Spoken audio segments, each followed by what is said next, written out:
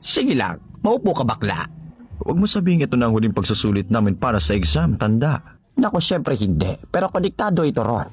Alamin ko lang naman kung gaano kakupal ang mga aplikante ngayon. Iko-content ko kasi ito sa channel ko. Vlogger yarn?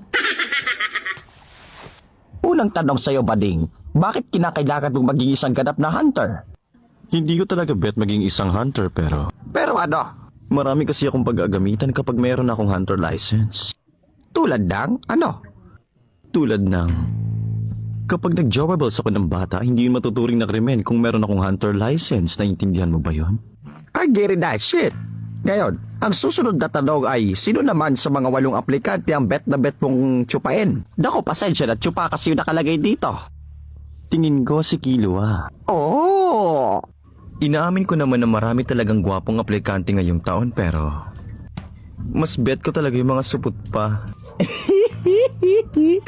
Pero sino naman sa mga 8 aplikante yung hindi mo bet? O kaya naman hindi ka interesado dito? Maaari mo magsabihin sa akin kung sino yon?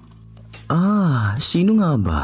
Siguro masasabi ko si Gon. Kasi bata pa siya masyado at wala pang kamuwang-muwang sa mundo. Though may itsura si Gon, talaga namang cute na cute siya para sa akin pero masyado pa siyang immature. Okay, gets ko. Pero kung ikaw ang tatanungin ko, Chairman, nagjojowa ka ba ng bading? O hindi? Nako, pasensya na. Tomboy kasi yung trip na trip ko.